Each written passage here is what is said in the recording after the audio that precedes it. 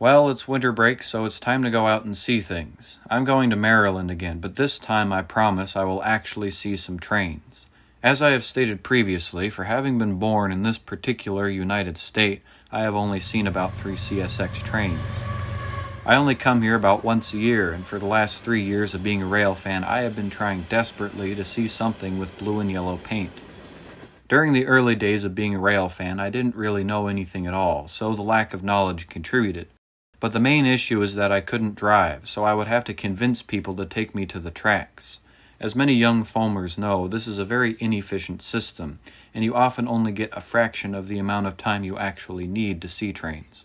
This time, I am in full control of the situation. I will be driving myself to Maryland in my luxurious Econobox, and I will see every train that ever came into existence.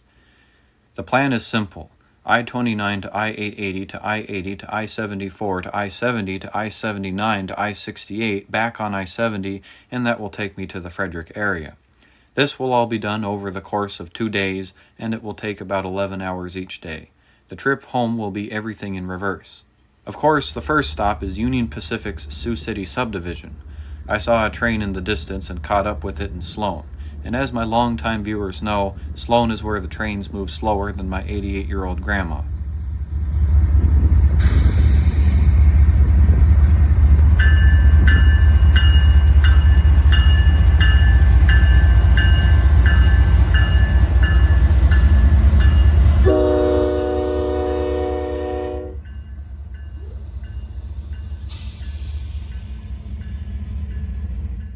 A northbound manifest led by a Jivo and AC 4400 with the few refrigerator cars up front. Missouri Valley is the next place to stop. Good Lord, what is happening in there? Aurora Borealis? Aurora Borealis. At this time of year, at this time of day, in this part of the country, localized entirely within Missouri Valley. Yes. May I see it? No. I can guarantee you that this is not all 1,452 of UP's SD70Ms, but it's at least a few hundred. I have no idea what's going on here, so let me know in the comments. Not much happened after Missouri Valley. I stopped in Richmond, Indiana in the hopes that I would accidentally stumble upon another heritage unit.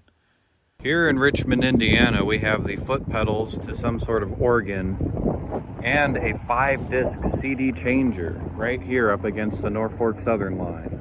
My last stop on the road trip was in Cumberland. I saw a stationary intermodal from atop the highway. I followed a minivan down to the tracks and it turned out to be the crew, so I knew it would be departing shortly. As I was waiting, there was some light power.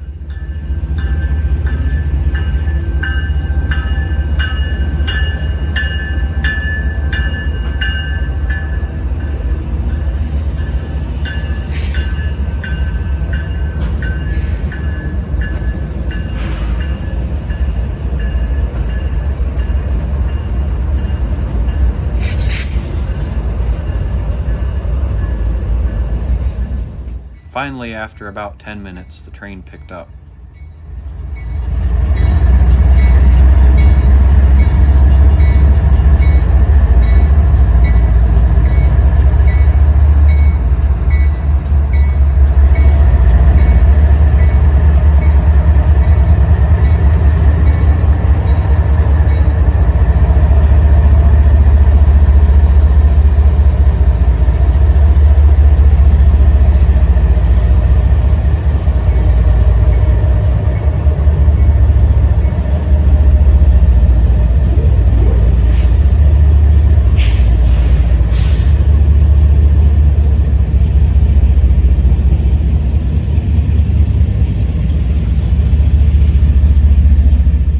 Here's the layout of things in terms of geography. For reference, this area is Maryland. Home base is approximately here. The main line that comes out of Cumberland works its way southeast as the Cumberland subdivision. Just before it hits Brunswick, it becomes the Metropolitan sub. Brunswick has a pretty big rail yard and is also the location of a Broadcastify receiver. More on that later. The Metro continues to Point of Rocks where a part of it splits off. Going northeast a little is the CSX Old Main subdivision, and it takes trains to Baltimore. The Old Main is part of the original B&O Railroad, hence the name. This is technically the closest line to home base, and it has been my focus over the last few years. But, as stated previously, I haven't had much luck seeing anything on it for various reasons. While that may be the case, the old main does actually see quite a few trains per day. The Metro continues southeast and takes trains to Washington, D.C. and further south. This line is all double-tracked and is where most of the action is. A lot of the trains that need to go to southerly states like Florida and Georgia end up taking the Metropolitan sub and passing through Point of Rocks. This property comes into play later in the video. Completing the triangle is the CSX Capital subdivision. It's not really important to this video, but I figured I'd mention it. The Maryland Area Regional Commuter Service, MARC, has a few routes that use these CSX lines. The Brunswick route runs from DC up to Brunswick. It also travels a little ways up the Old Main and utilizes a spur that brings MARC service to Frederick. There appears to be a couple of customers on the Frederick branch, but the line is mainly for passenger use. These are the defect detectors. There are also a few other distant lines, like this busy Norfolk Southern line and the Maryland and Midland Railroad, but I will have to examine them in the future. For this trip, I mainly wanted to focus on the local CSX traffic. My first day of rail fanning was on December 29th. I decided to go to Point of Rocks as it is about a 20-minute drive from home base. On that day, I met local train watcher Jim of the Jimbo Train YouTube channel. He told me about the Potomac Valley Railroad Broadcastify scanner located in Brunswick. The real benefit to this system is that I can pick up on train symbols. To me, this is a level of rail fanning that is so advanced that I can't even do it at home half the time. Well, anyway, Jim helped me figure out how things work around this area, so big thanks to him. Go check out his channel. I'll have a link in the description. It was a slow day, but we saw 2 trains. First is westbound M421 on Track 1, daily manifest from Philadelphia to Cumberland.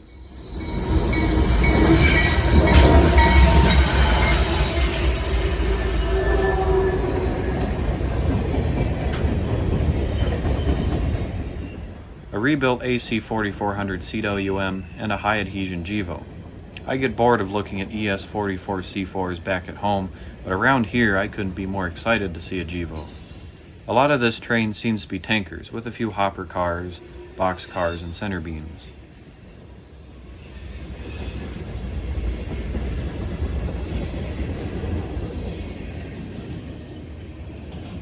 Almost 2 hours behind schedule is Amtrak 41, the Floridian. It runs from Chicago to DC and then south to Florida.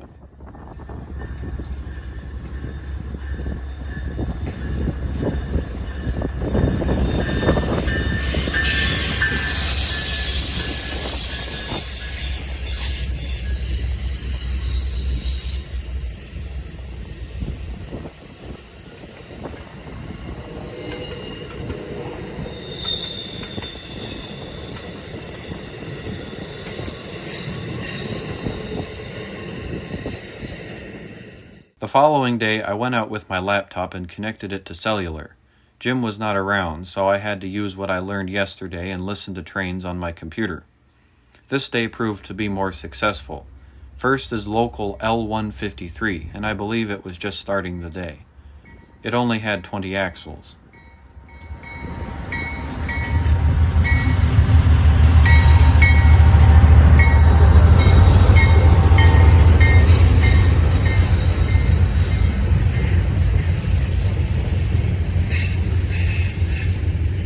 Next is westbound M416 on Track 2, daily manifest from Rockmount, North Carolina to Cumberland. Today it is 406 axles of autorack cars.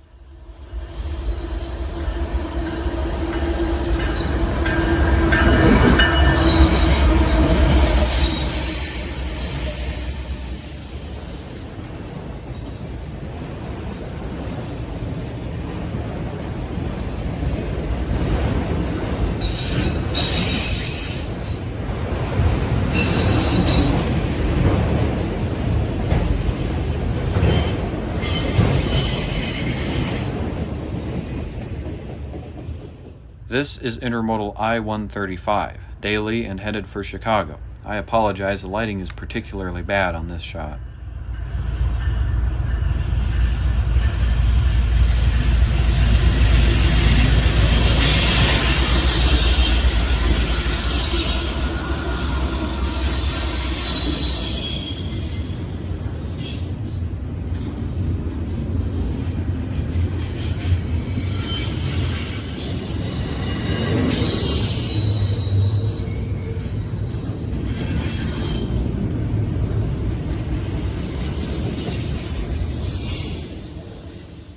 Around noon, and actually on schedule this time, is Amtrak 41 again, but this time with some different power.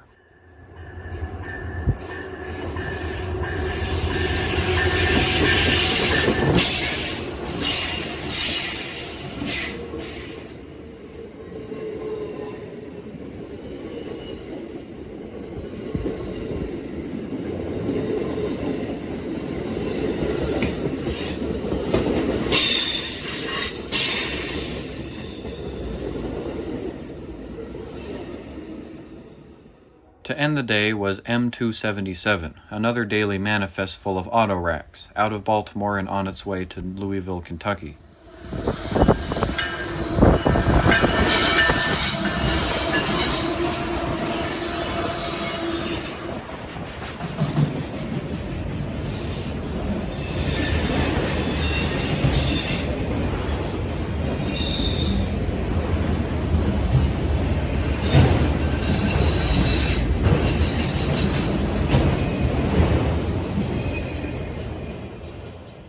On January 4th, I caught wind of M421 being led by CSX 1900.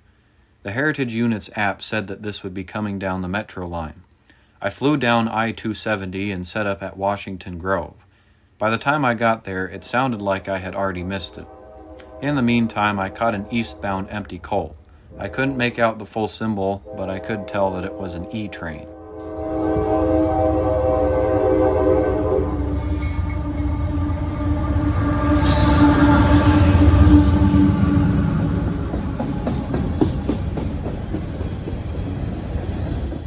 This train had a YN2 AC 4400 CW as mid-DPU, but of course I wasn't recording when it flew by.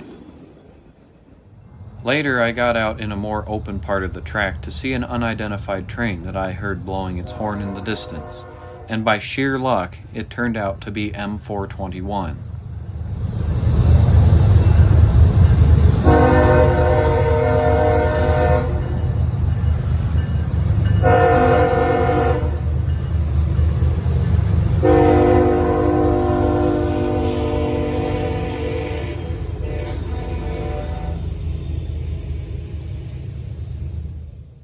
Good thing I finally caught it, because from this point on, M421 is going straight down to Waycross, Georgia. I told myself that I would have to see at least one CSX Heritage unit on this trip, and well, it worked out.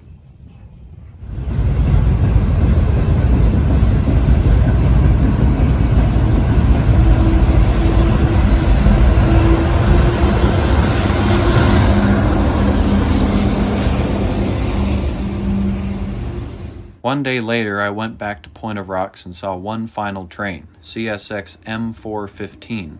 This is the eastbound counterpart to M416.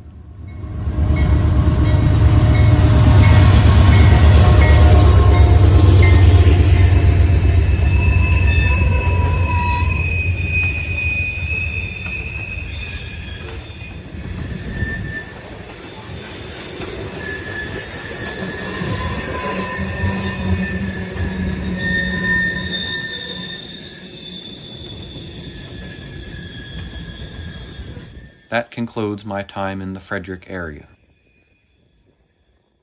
I stopped at the Cumberland shops on the way back to South Dakota. I had no plan, so I saw what I saw. 2208 over here is a GP30 that was converted to a road slug in the early days of CSX. Then I stopped in Galesburg, Illinois. Today, we're in Galesburg, Illinois. Still no plan or familiarity with the area. I saw the tail end of an intermodal. I went to the overpass of the main BNSF yard, and there wasn't too much out of the ordinary. There was an early Jivo wearing H2 paint. In the distance was the local 600 series silver bonnet yard switchers that I had seen on YouTube. To conclude this great voyage, I ended up right where I started, the Sioux City Sub.